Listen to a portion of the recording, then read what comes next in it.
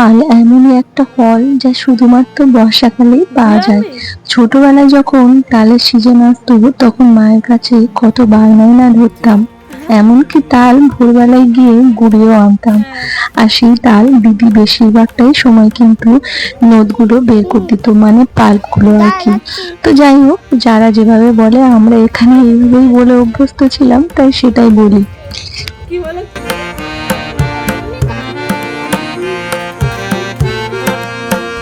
Hello everyone, সবাই কেমন আছো বলো? আর সুপর্ণা বায়ন ব্লগের নতুন একটি ব্লগ ভিডিওতে সবাইকে স্বাগত। আশা করছি তোমরা সবাই খুব ভালো আছো। তো আজকের ভিডিও থাম্বনেল এবং টাইটেল দুটো দেখেই তোমরা জেনে গেছো আজকের ভিডিওটা কি হতে চলেছে। অ্যাকচুয়ালি তাল কিন্তু সত্যি সবসময় পাওয়া যায় না। আর এই যে আমার মুখের অ্যাটিটিউডটা দেখলে অনেক সময় দেখে নেওয়া হয় তালটা আদৌ সত্যি মিষ্টি। তো অনেক সময় হয় কি, তালগুলো খুব তিতো হয়, তখন কিন্তু পিঠেটা আর সুস্বাদু হয় না। আর কতবার মিষ্টি দেবে বলো? তো সেই জন্য একটু তাল যদি মিষ্টি দেখে নির্বাচন করা হয় পিঠে বানানোর জন্য, তাহলে কিন্তু আমাদের চিনিটা একটু কম দিতে লাগে। তাছাড়া খেতেও ভালো লাগে। ন্যাচারাল মিষ্টির একটা আলাদা যেমন গুণও থাকে, তেমন আলাদা একটা কিন্তু স্বাদই থাকে।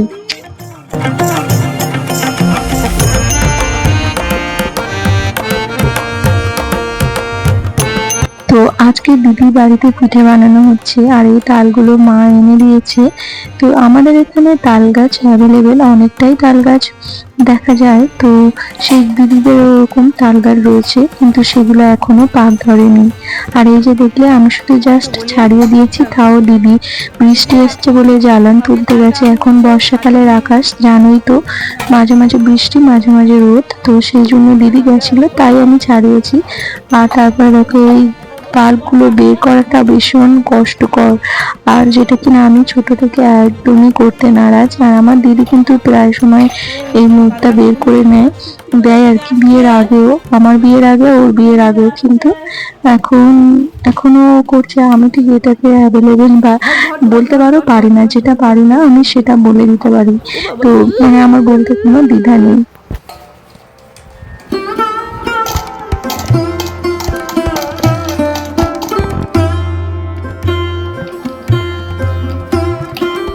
প্রথমত বলি, তালের মানে এরকম পাল বের করার অনেক প্রসেস রয়েছে। আমি এইগুলো তখন ওঠেনি, আমি মাকে দেখতাম বা দিদিও করতো ঝুড়ি নিয়ে আর কি, মানে চুবড়ি যেগুলো বলে ওই চুবড়িতে। তো সেই কাঠের বা বাঁশের বলে ওই চুবড়িগুলো এখন আমাদের ব্যবহার করা মানে দেখা যায় না, খুব কম। আর আমাদের দেখেছো মডেলিং গুলো, মানে তিনটে ছানাগুলো আর মানে সাথে দিদির ছেলেও, ওরা চারজন ওখানেই রয়েছে। তারপরে দেখা যাচ্ছে যে ওটাতে খুব মানে ভালো হচ্ছে না। তো তারপরে দিদি এরকম একটা জিনিস এনেছে, তো এটা দিয়েও তাল ছানা হতো দেখতাম, তবে মা বেশিরভাগ চুবড়িতেই করতো। এটা আমাদের কাছে অ্যাভেলেবেল ছিল না। তো দিদি যায়ের কাছে এটা ছিল, ও এনেছে এটা, তাই এটা দিয়ে দেখছি কষ্ট কম হয়। তাই আমি বলবো যদি ছোটখাটো কিছু বাঁশ বা কাঠ, বিশেষ করে বাঁশের বা কঞ্চির চেলা দিয়ে এটা দিয়ে বানালে সব থেকে সুবিধা হয়। সবসময় অ্যাভেলেবেল হয় না, তাই আমি বলবো পাল চড়ানোর জন্য এরকম একটা বানিয়ে রেখে দিলে ভালোই হয়। যদিও বেশি দিন তোলা থাকলে ওগুলো কিন্তু ঘুণ ধরে যায়। যাই হোক, দিদি এদিকে ডাল ছানছে, আর আমাকে বললো ওখানে বাদাম ভাজা আছে, নিয়ে বসে খা। তো কি আর করা যাবে, আমি এখন কিছুটা ভিডিও করছি আর কিছুটা বসে বসে বাদামও খাচ্ছি। আর এই যে নারকেল ছাড়ানো, এটাও সত্যি আমার কাছে খুব মানে টাফ কাজ লাগে। কিছু কিছু কাজ কিছু মানুষের কাছে টাফ লাগে, আর কিছু মানুষের কাছে সেটা না হলেও সেটা সে করে নেয়, বাট কষ্টকর হলেও সে পারে। কিন্তু আমার আবার কিছু কিছু কাজ একদমই করতে ভালো লাগে না। যদিও মানে কি বলবো, যদি কেউ না থাকে তখন কিন্তু কাজটা আমি করে নিতে পারবো। মানে ইনফ্যাক্ট আমি যখন অনেক ছোট ছিলাম আর কি, তখন করেছি, মানে নারকেল ছাড়িয়েছিলাম, কিন্তু হাতে ফোসকা পড়ে যাওয়াতে সেখান থেকে একটা ভয় ভীতি এসেছিল, কিন্তু জিনিসটাতে সাকসেস হয়েছিলাম। আর আমরা এদিকে পিঠে বানাচ্ছি, আর আমার ছানা পুচকোগুলো ওরা ড্রয়িং খেলছিল।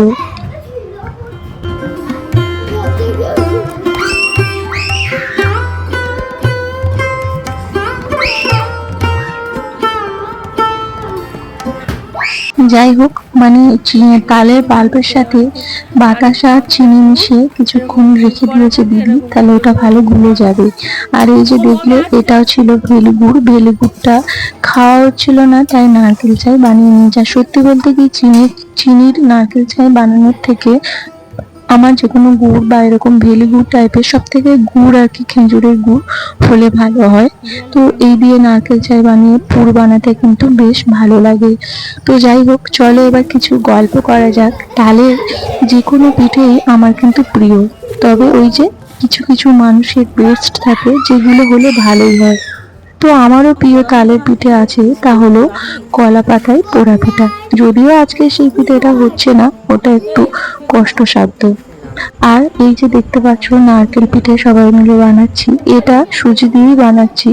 তো এটা নারকেলের মানে তালের পাল্প দিয়ে কিন্তু বানানো যায়, ওটা আমার খুবই প্রিয়। ওটা একটু ভাপা করে নিলেই বেশ সুস্বাদু লাগে। আর আমাদের টিমে কতজন রয়েছে দেখেছো? তো যাই হোক, আর একজন হচ্ছে ক্যামেরা ধরেছে বলে ও নইলে বসেছিল। আর দেখো, এরকম হাতে হাতে করলে না পিঠে করাটা অনেকটা ইজি হয়ে যায়। ইনফ্যাক্ট আমরা বাড়িতে যখন পিঠে বানাতাম, আমরা সবাই মিলে বানাতাম, এমনকি আমার বাবাও থাকতো। মানে ইনফ্যাক্ট আমরা 3 ভাই বোন, মা, বাবা সবাই মিলে হাতে হাত লাগালে এই কাজটা কিন্তু অনেকটা ইজি হয়ে যায়। আর আমার সামনে যারা যারা রয়েছে তারা কাজের তো একটু আগাচি করছে দুটো পাশে। তো তোমরা পরেরটা আর আমার ক্লিপ নেওয়া হয়নি, সেই দৃশ্যগুলো তোমাদের সাথে শেয়ার করতে পারলে বেশ মজাই হতো। তবুও হয়তো ওইদিকে দেখতে পাচ্ছ একটু বাটি বাটি কুড়োই একটা দুটো অলরেডি দিয়েছে, বাট করতে পারছি এটাই অনেক। কাদামাটি আর এগুলো নিয়ে খেলা আর এখনকার মডার্ন যুগে ক্লে নিয়ে খেলা, ধরতে গেলেই কিন্তু একই ব্যাপার। তারপর যাই হোক, মা কিছুক্ষণ আগে এসেছে। তো মা একদমই সময় পায় না সেরকম ভাবে, আমাদের একটা দোকানও রয়েছে তোমরা জানো। আর এই যে দেখো, এবার একটু গল্প এদের সাথে হচ্ছে, আর আমরা খাইনি এখনো। পিঠাটা বানানো হলে তবে তো খাবো বলো। আর এই দেখো, রায়ের কি খিদে পেয়েছে, জল বিস্কিট খেয়ে নিয়েছে ঢক ঢক করে। আর শুভেচ্ছা শুভেচ্ছা বন্ধুরা, আমার সাঙ্গ পাঙ্গ গুলো দেখতে পাচ্ছি তো। আর এরা শুধু সারাক্ষণ এটা ম্যা ম্যা করে, আর এটা বলে ভাল লাগে না, ভাল লাগে না। যদিও আমাদের বাড়িতে পিঠে হতো অনেক রকমের, এই ধরো তালের বড়া, কলা পাতায় পোড়া পিঠা, কেটলির মধ্যে কেক পিঠা, কড়াইতে পোড়া বুড়ি পিঠা, তালের নারকেল পুর দিয়ে নারকেল ভাপা পিঠা।